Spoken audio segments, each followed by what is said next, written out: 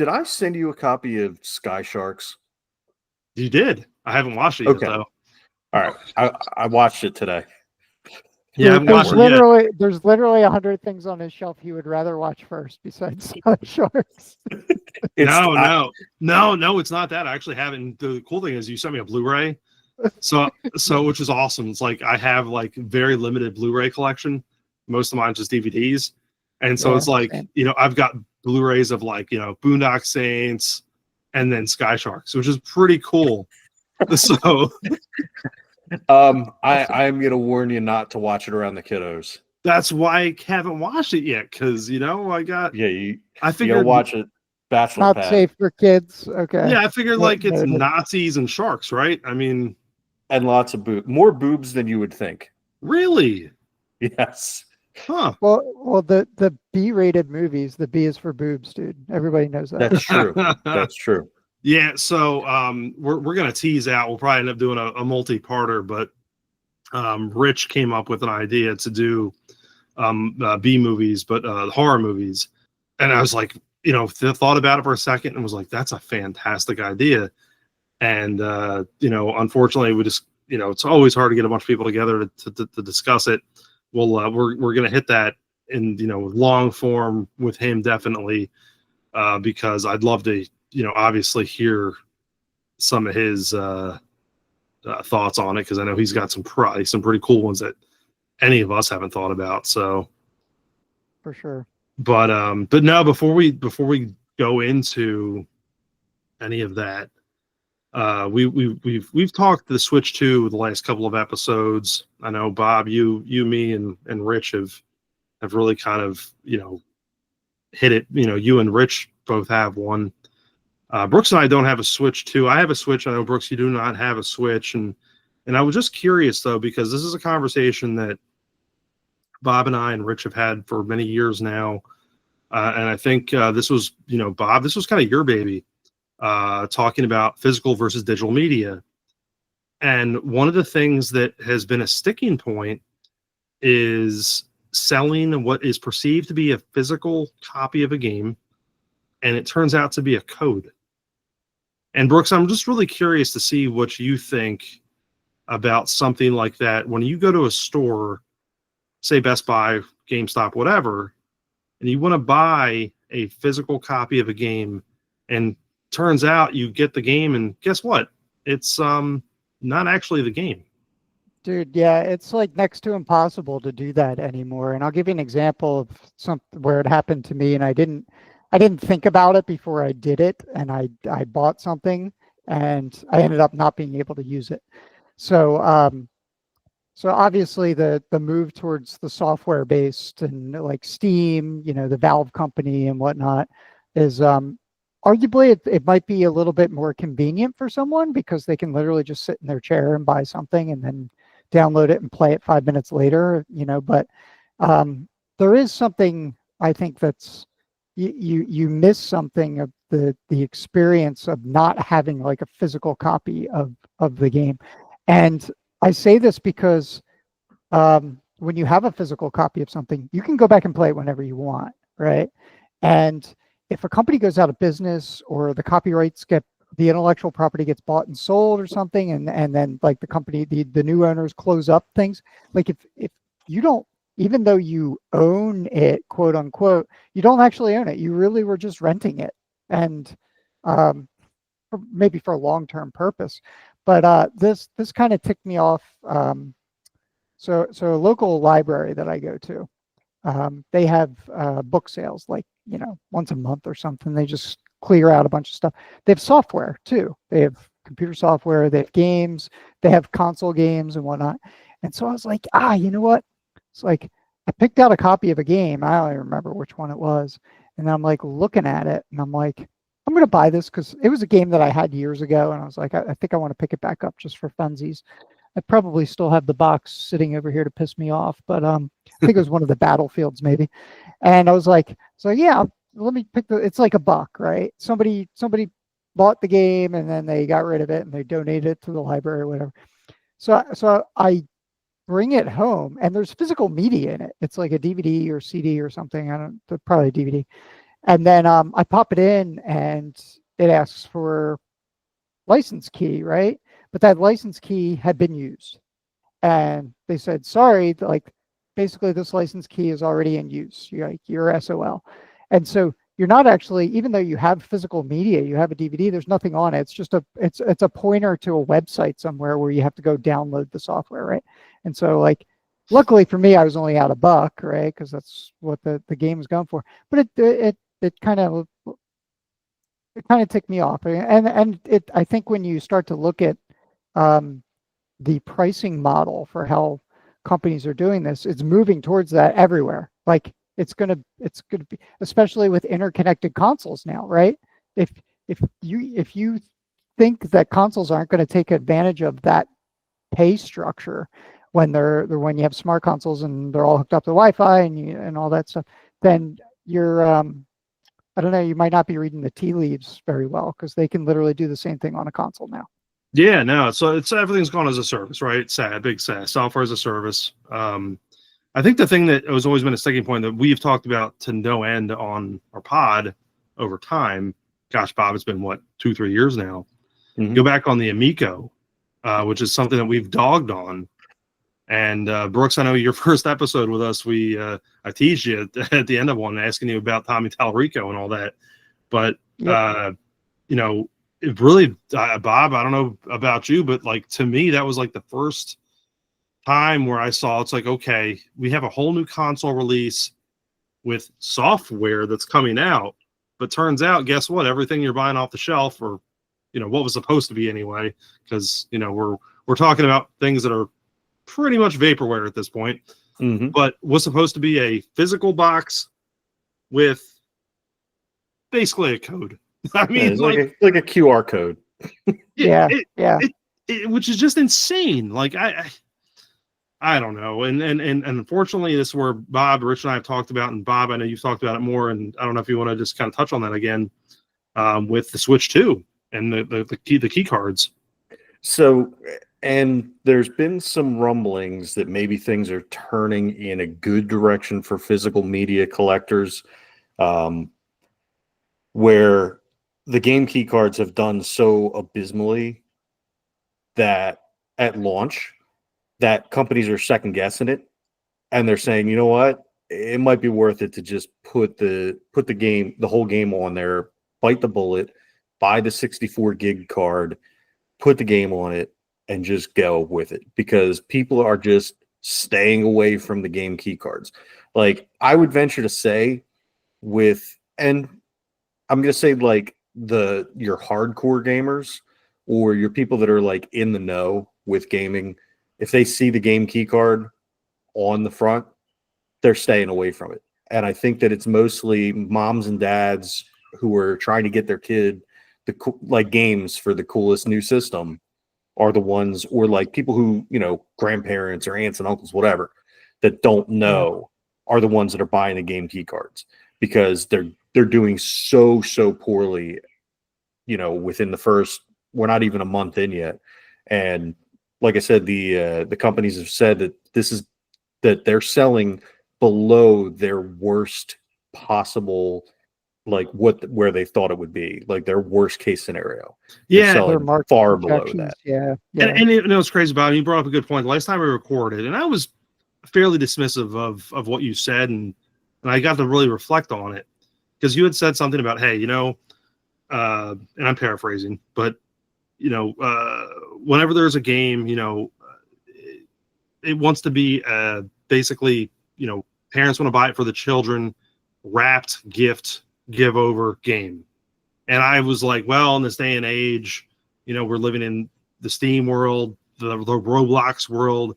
It's not uncommon to just, have a gift given as a gift card. That's just, how that works. But the more I reflected on that, it's like, you're right. Like that it should be like Nintendo is physical. That's what Nintendo is. It's been physical our entire lives. And for them to start playing that game, I get it. I understand how tech has gone and whatever, but it's like, you have a several $100 new system you have games that are going for 60, 70, 80 bucks a shot. Give me something. Give me the physical copy. Well, and here's how you know that Nintendo knows its consumers so well. Think about this. What games are coming out on game key cards? They're all the third-party ones, aren't they? Exactly. Nintendo knows that people who buy their products want to own the product. So every single game, they have said that every single game they make is going to come full game on the card. So then why, I mean, I get them saying, all right, well, game key cards for everybody else, unless they want to buy the game card itself. But knowing that, Nintendo, are you trying to go back to the N64 days when you got very little third-party support because everybody went to PlayStation because it was just easier to make games for them? Or do you want that third-party that you started to build up with the last generation start to evaporate again by making it so hard for companies to bite the bullet and go with the 64 gig card? Or do you want to nickel and dime everybody to death and force them to go key card and then have their sales not work? Yeah. It's up to you. Yeah. It's really interesting. I think, we talked about it the last time we recorded, and I think because Nintendo was the last vestige of actually getting something physical. And Brooks, we talked about it to the fact of, we're not naive. Obviously, you pop a game in, there's going to be updates, that's part of it. But Nintendo still felt like, I have something in my hand tangible. And now it's like, well, with this newest iteration of their latest console, for the first time, they've kind of gone the direction of other companies. And it's just like, I don't know. Well, let me say this too. Oh, go ahead, Brooks. Go ahead. I was going to say you mentioned something tangible, and you and I talked about this on the phone yesterday, Tom, but we both had computers. I shouldn't say PCs, but computers in the house growing up. And one of my probably core memory games that I played on a home computer was Ultima 7, the Blackgate. Okay. And it's probably a very nuanced game. I'm not sure anybody's played it, but that game, when you bought a copy of it, it physically had a map, a cloth map inside, and it had questions that you had to answer as you go. And basically the copyright check was, look on the map and tell me these coordinates and tell me what city this is, right? That was the copyright check for it. But you actually had a physical, tangible map that you could use, in addition to it being the copyright check. Oh, I'm lost. I'm flying around on my magic carpet. Okay, that's here. Okay, I got to go this way, right? And I think that you kind of set yourself up for success in the future if you have those kind of memories that are instilled in someone, and people that have something tangible that they can grab onto and physical, right? Not just showing up on the screen, but something physical that they can relate to the game. Well, and that's a good point, and that actually brings up a good memory for me from the original Switch launch when I happened to grab the limited edition of Zelda Breath of the Wild. It came with a fabric map also, coincidentally enough, but it came with a fabric map. It came with a case for the Switch that I used until I got an OLED. Dude, well, think about it, because I've got a thought too, because I'll probably lose it too. But you brought up the copyright with a cloth map, and I don't know if you guys remember this, but PC games, and I remember this with Mike Dick's Ultimate Football, and I want to say Hardball 3 was like this. It came with a disc, and you had to spin the disc around when you launched the game with you had to match a city with a play and something else, and it had to match a symbol, and that symbol is what you had to click to get into the game. That was their copyright protection. It was and I still have my full copy of it somewhere with the disc and everything, of Mike Dick's Ultimate Football, which is a pretty terrible game, but Yeah, but to that point though, like that's what it used to be. I mean, that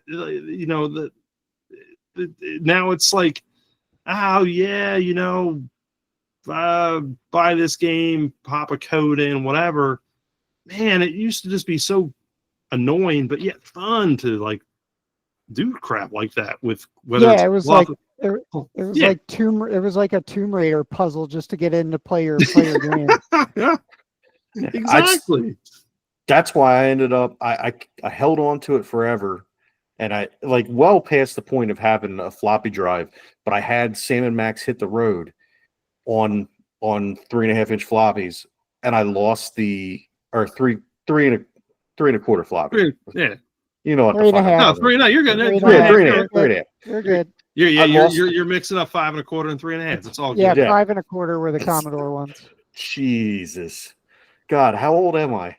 Don't answer that. Just as old as we are, Bob. Dude, we're as old as when pretty much all that shit was new. Right. So I lost the copyright protection, and I ended up having to. I had it up until I'm fairly certain I had it in Florida. Still had the floppy disks and the big box, and I ended up tossing them because I obviously don't have anything that's going to run it now. it's funny you say that. You brought up the 3 1/2, and it was like, yeah, it's what I love about conversations like this. We just get into things, and it just brings back so many fun memories. And I can't say this was fun, but it's a fun one to talk about. I remember when my parents, you guys, know my parents very well, but they were big, especially my dad, into having the latest and greatest, computer in the house. So the first Pentium machine I remember having was a Pentium 90, and Dad getting it in I think it was 94, and it probably cost just as much as my first car, something ridiculous. Yeah. And I remember getting a game that was copied over from one of my mom's coworkers on 3 1/2s, and it was an IndyCar racing game, and it came on 72 3 1/2s, and it was one insert this one, insert this one, insert this 36, to install I remember it. your Pentium computer because I was so jealous because I had a 48650 IBM Aptiva, and Doom ran like crap on mine. I had to turn the resolution all the way down to 80 by 60 or so. I don't even remember what the resolution was. But then I come over to your house, and it was and I was like, hey, I'm gonna pop in Doom and try, and it's seamless and it looks beautiful. And I'm like, oh my god, look, the minigun, the chain gun actually looks like it's spinning in your game. Dude, it's really funny. And you brought up earlier Ultima. Pretty much the only memories I have of Ultima are with you.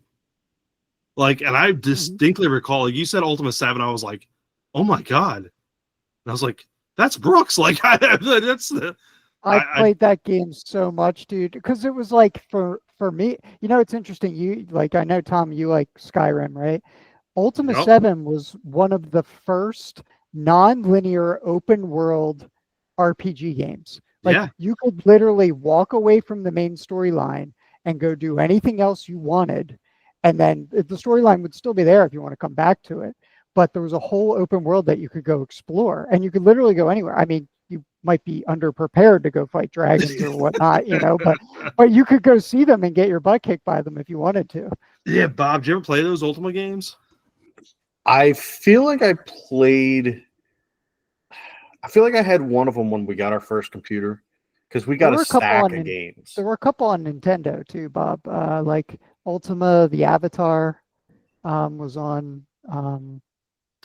that was on Nintendo, and there were a couple of them. Yeah, no, Brooks, you were my introduction to Ultima, and you were exactly right. It was the first thing I thought about too, which is funny because when we recorded last, I talked about for a few minutes the Oblivion remaster, because I'm such a Skyrim fan that I was like, eventually I'm going to pick up the Oblivion remaster and I'll play that a bit, and it just happened to be on sale, so I picked it up and played it quite a bit these past week or so.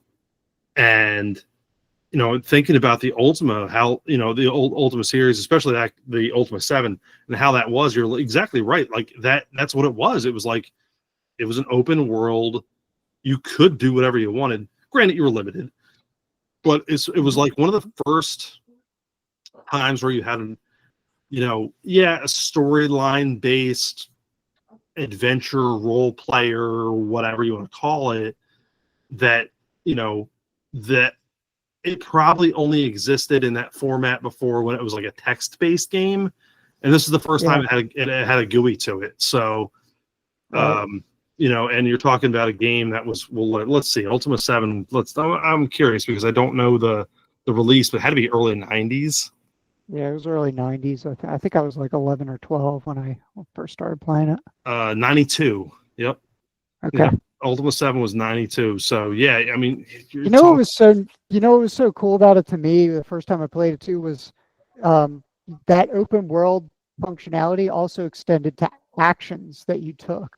So like I remember going into a storekeeper, right? And you could talk to him to buy things, or you could just like break the glass counters and take stuff, and then he would call the guards on you, like because you're stealing and whatnot. And I was like, oh, wow, okay, here come the guards. Okay, their swords are a little bit bigger than mine. I'm out of here, right? And so you had actual tangible like consequences for taking actions in the open world that I had never seen in a game before. So it made me think of another game too. And Brooks, you and I went to school with him, John Fluck. Mm-hmm. He introduced me to Thief. Yep. Thief was like that too. Yeah. So, Bob, do you remember Thief? Vaguely, I remember the name. It's like the precursor, the super precursor to Assassin's Creed is how I would label it. Yeah. Thief has had a lot of remakes and redos, especially for consoles. But Thief is a PC game in the mid '90s, and it was like one of the first times, like, because people were used to playing Doom and, obviously the Wolfenstein at that point, where it's like, shoot to kill, you're not stealth, you're just, basically trying to live. Like there's just no, there's some strategy when you play Doom, I guess, especially early on back in the early releases, but not really. I mean, like it's, you're mashing buttons and you're trying to live. Thief was a great entry point into I have to make a decision here. Am I going to turn the corner and shoot this guard with an arrow, or am I going to walk the other way? You had that option. And it was like, and it was like, whoa, what am I playing here? And the great thing about Thief was it's so simple. Like conceptually, it's like if you think about it now, but put yourself back 30 years. It's like before, it's like, you're playing very linear things, whether it's shooting a gun or grabbing a power up, mushroom or whatever. Like Thief was oh, well, okay, hold on a second. I can do it in a 3-dimensional perspective. And it's like, so you start to see that. But no, I in fact, I saw was at my local game store, and I saw one of the Thief versions on PS4 or something. I thought about grabbing it because it was like $6 or $7, and I'm like, oh, but I don't know that I would like love it as much as the first time I sat and played it. Dude, it was a classic for me on the console. Speaking of creeping around and doing stuff games. So first of all, I gotta give a shout out to Metal Gear, like Metal Gear Solid in particular, for kind of changing that genre of being able to creep around and try to, it's not all gunning in your face, right? But even before that, do you guys remember Tenchu, Stealth Assassins, where you're the ninja and you have to like jump on rooftops and avoid guards and try to get in to assassinate one person and get out? I remember it for PlayStation, right? Yeah, it was for PlayStation 1. Yep. Yeah. But I don't ever remember playing it, but I remember like seeing it and being aware of it. Yeah, and that's it was like a third person right behind the character as you play too. So it was nice on the immersion. And you had to definitely like make decisions like you were talking about, Tom, where you're like, you look down there and you're like, all right, there's 2 samurai down there. Maybe I can hop up to that roof and then make my way across quietly and then hop over to that roof and get into the, get the guy that I need to get.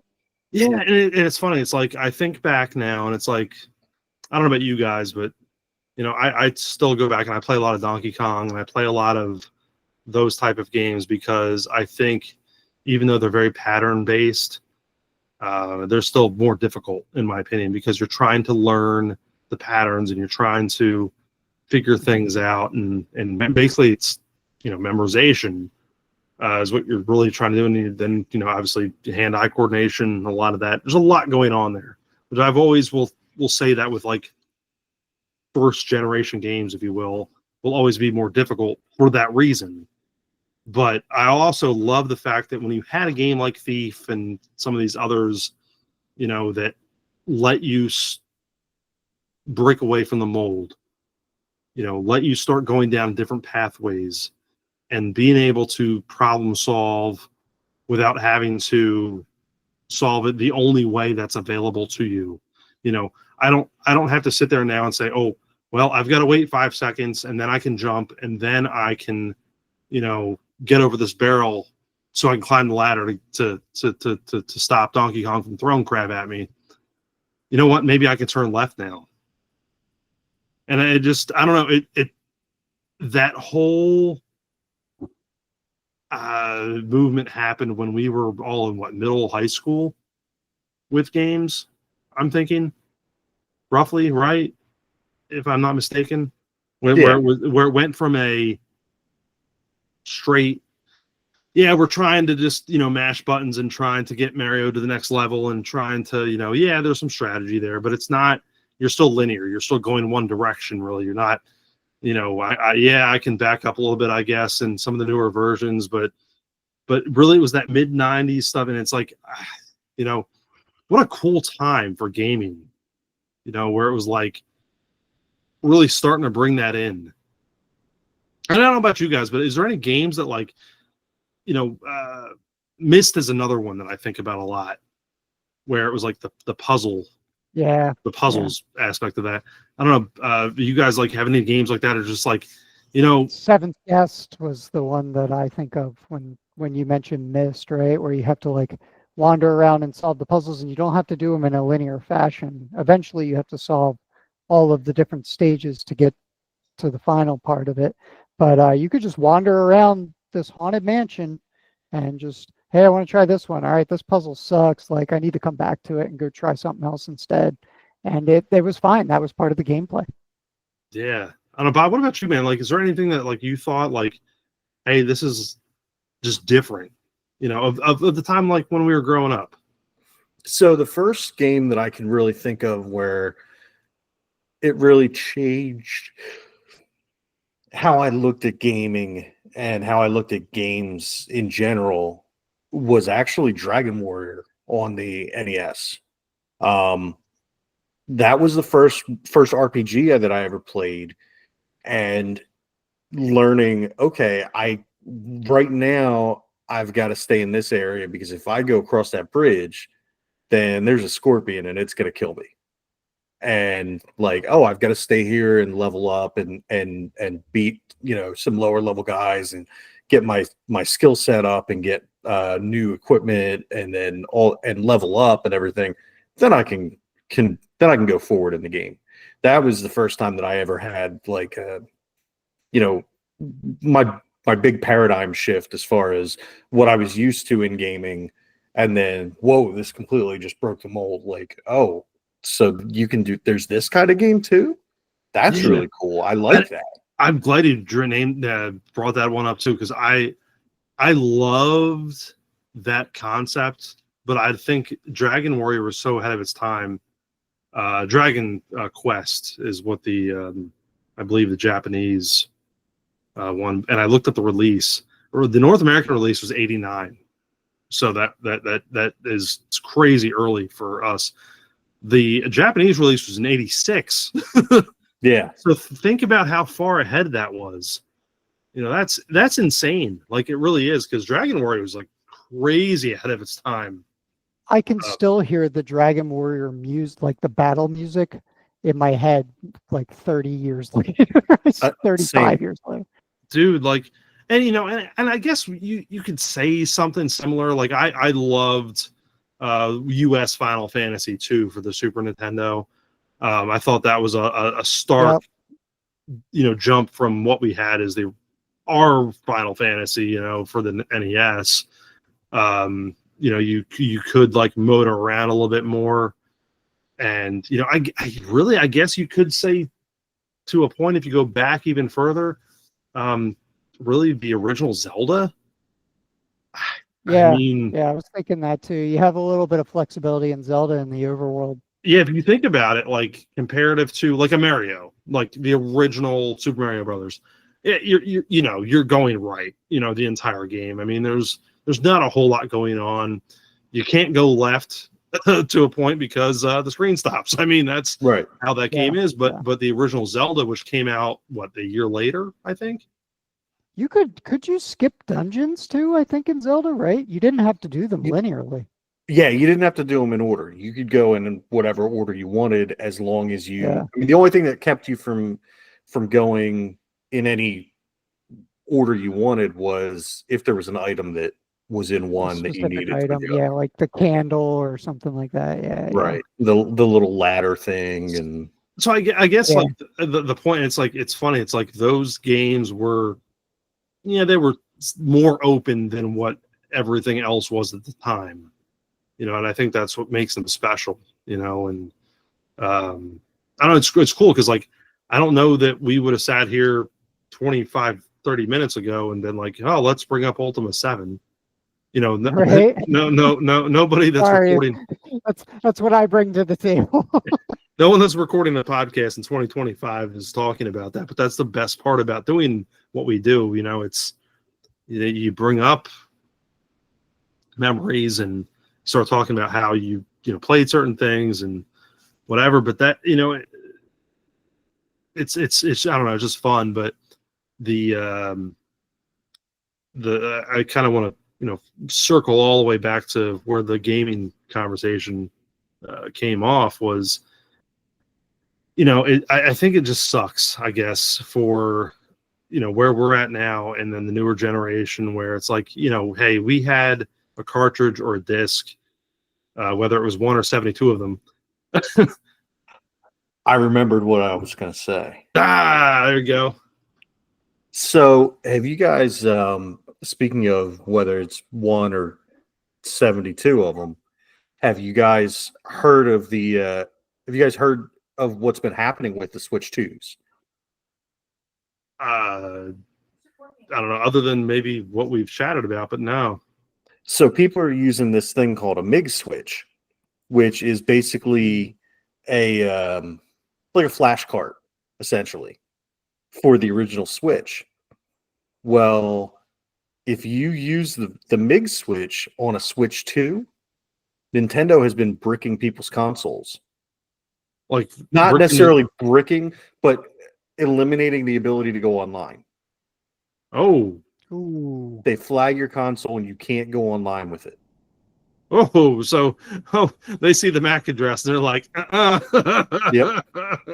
So what people are doing now is beware. If, Tom, you decide you want to get one, don't get a used one, because what they're doing is they're taking them and trading them in. So there's these new Switch 2s that people are selling used, and you can't take them online. So that's good to know. What's the reasoning behind breaking them? Or we should just say, like, I shouldn't say brick. Yeah, blacklisting them from internet service or from online service, because they're violating the terms of service by using they're considering it modifying software, which you're not really modifying any real software, but I guess you're using some kind of exploit to make the MIG Switch work.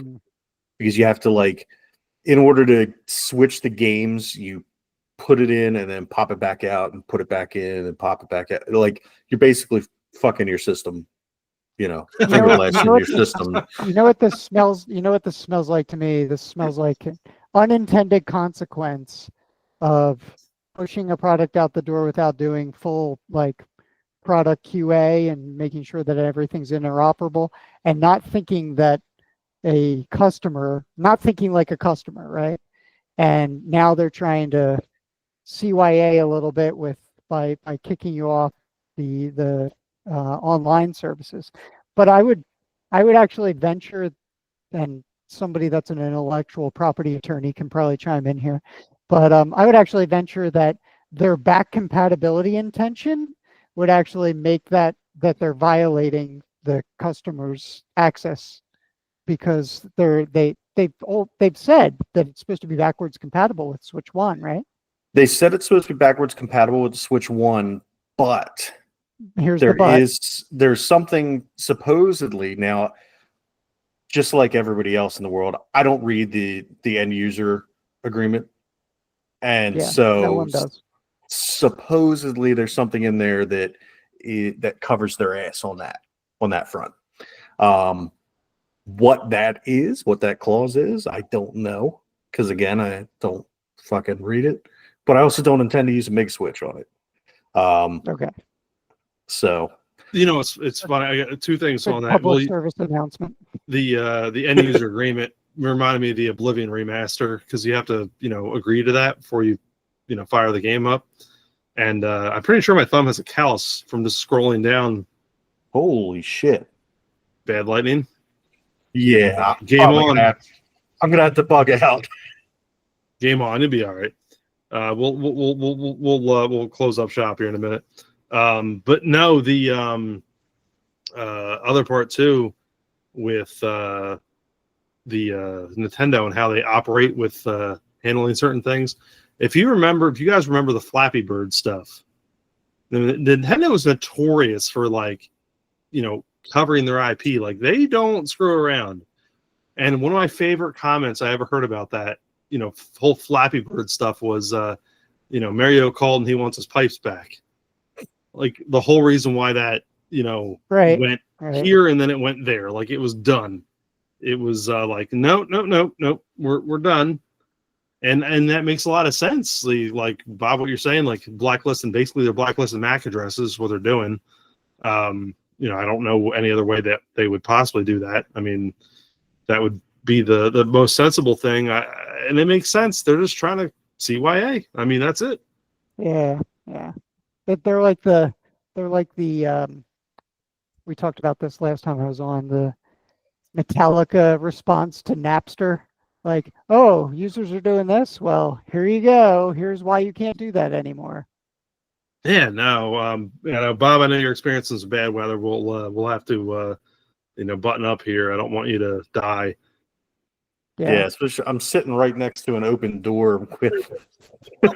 So, but I just double checked, and it is just the online services. So you can't update games, you can't buy anything from the eShop, and you can't play online. So it's any online service your system's banned from if you get caught using a MIG switch. But they make it so integrated to the point where that handicaps you essentially. Yeah. No, it's crazy how that all. I don't know. But no, so this is great. We turned into a half-hour conversation about just reminiscing about classic games, which has been great. Like, I love it. And I actually had a thought earlier, like, man, I'd love to dive into like Police Quest and King's Quest, and let's talk some Sierra. We got to do a Sierra episode at some point. Yeah, we do. But can't do that without Rich. I think he might know some of the people that wrote those games at this point. Yeah. He probably does. Yeah, no. But I'd love to just dive in like a lot deeper on some of that stuff. And we were supposed to do a B horror movie episode. Things change. Sometimes we just get into conversations and just go. But I do want to tease that, though. I do want to tease out the B horror movie thing, because we're going to dive deep. And I am curious, though, like, whenever those words are thrown at you, like what movies, let's say, like, name one or two. We're teasing, right? What movies are we talking about? Go ahead, Bobby. Monster. Oh, Monstered. You know, my favorite part about Monstered, Bob, and this is what I loved because I was like looking up synopsis of stuff because that was one of mine. You know, and you know what the synopsis was for that one? Oh Jesus! It's a movie about a poop monster. I feel like that's in Dogma too, isn't it? Yeah, the Golgothan shit demon. The Golgothan, yeah. Dude, it's the Conkers, man. And Yeah, then it's the Great Conquers, Mighty Pooh. The Great yeah. Mighty Pooh, And you yeah. got to throw the toilet paper at him. Yeah, I remember that Yes. guy. Brooks, what That's about you, awesome. man? What's a B horror movie you think of? I'm gonna say two here, because one of them I'm not sure how, you know, B horror. It's hard to define B horror movies, right? Because it's like, where do you draw the line at how much money it grossed, or like how do you define it, right? So I just grabbed a couple like eclectic ones that came to mind when I did it. So the first one was In the Mouth of Madness, and that was a Sam Neill movie based on an H.P. Lovecraft story. And that one was disturbing, and I thought it was actually well done. And then let's see what else I got here. Yeah, and I'll while you're looking up your next one, man. You know, and this was funny. Like I cheated, and we'll like I said, use this as a tease out. Like and this one I love about it. Like what makes a B horror movie. You know, you can talk about things like low budget, you know, the genre Yeah, focus, the cult following, and my favorite part though that you know I was looking things up about it and makes a lot of sense was the so bad, but it's good. You know that potential. Like yeah. I went a little Vince McMahon there in my voice. I don't know why, but it's good. You're Yeah, fired. so based on It's So Bad It's Good, I think the other one I would probably pick is Lawnmower Man. So that one, Pierce Brosnan was like Oh, that's right. He is in that. he's a scientist or something. I don't know. I haven't watched it in years, but they're trying to make like a super being to be a super warrior or something for a military contractor. And they start out with chimps, and then they end up, the chimp dies. I think it escapes and dies. And then they end up picking the like half retarded lawnmower landscaper dude that lives in town. And they're like, he's a perfect subject. Like, and he ends up basically trying to ascend to like digital godness over the course of the movie. And it's pretty bad, but it's I thought it was good. No, but so I'll throw one out, and you know, we said but I think when we talk B horror, man, we're talking about movies, and the only one I'm going to mention on my side is Maximum Overdrive. I'm going to mention that one right now.